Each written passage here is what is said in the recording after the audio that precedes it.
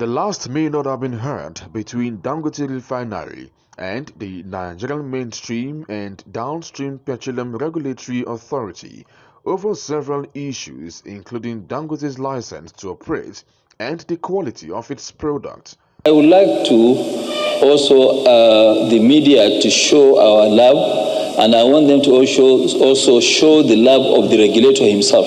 He should show us which love is he using.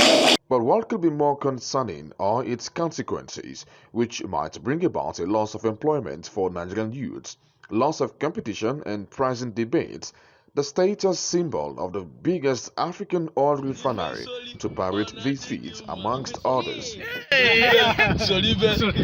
Over the past 8 years, Aliko Dangote, Africa's richest man, built one of the world's largest oil refineries, spanning nearly 4,000 football fields.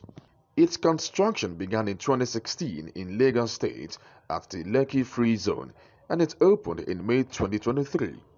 Aliko Dangote said the plant will have the capability to produce 650,000 barrels per day. 650,000 tons of capacity plus a petrochemical complex. I feel great. I feel very proud as an African doing this. Nigeria is one of Africa's largest oil producers. Yet the country has lacked the capability to refine its oil, forcing it to rely on imported fuel. We have selected the best plants and equipment and the latest technology from across the world. Our product slate is designed to meet the highest quality standards of the high-value products, including premium motor spirit, PMS, automotive gas, oil, diesel, aviation fuel, kerosene, ATK, all of Euro 5 standards that will enable us to meet not only to meet our country's demand, but also to become a key player in the African and the global market. It was supposed to bring relief and happiness to Nigerians that a massive conglomerate such as this, that also operates cement plants, a fertilizer plant, and sugar refinery, will make Nigeria self-sufficient, supply petrol, diesel and jet fuel to other African countries, ultimately impacting the nation's economy positively. I thought building a refinery like this is supposed to be a pride for everybody, because we are not the only country. Angola, they've been trying for 20 years. They are still trying. Uganda, they've been trying for the last 15 years.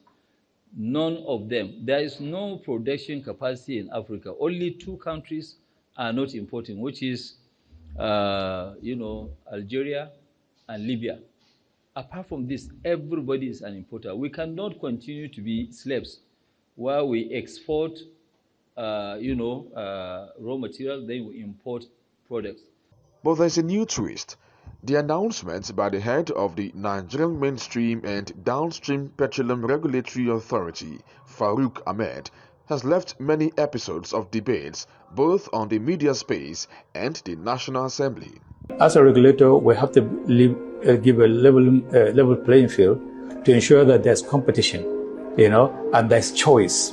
We cannot concentrate, say, you must go to NNPC for everything you need. No. If there are choices, you have choice to go to anywhere. If NNPC refineries are ready today, nobody is going to say you must go to NNPC refinery and buy, because it's availability is there. People are there to go and make choice, depend on what commercial advantage or pricing. Just like you have in telecommunications.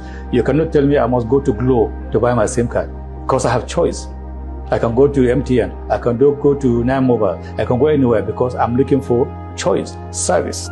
So if anyone wants to come and invest in Nigeria in any sector, we are here to support, but we cannot allow anyone to take advantage of the consumer. You can see a regulator is giving an excuse to continue to issue license for bad products just because he said that no, they don't want to create a monopoly. So how can we create a monopoly?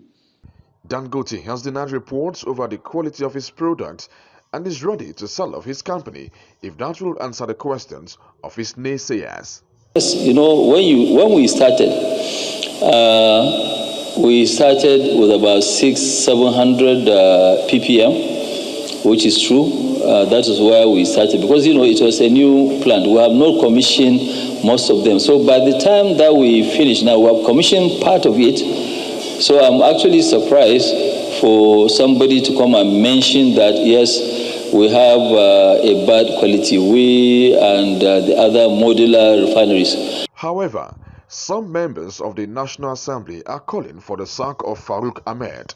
The House is worried that unless urgent steps are taken by the federal government, as well as investigate these matters and call on the IOCs to order, Dangote Refinery and its operation will be prematurely pushed or forced out of business, and this will not be good for us as a people. Mr. Speaker, the House resolves to call the federal government to suspend the chief executive of the Nigerian Midstream and Downstream Petroleum Authority pending conclusive investigations into the allegations against the authority. Mr. Speaker, I so move. I rise to second this motion. I so second, Mr. Speaker. The coming days will be an interesting one.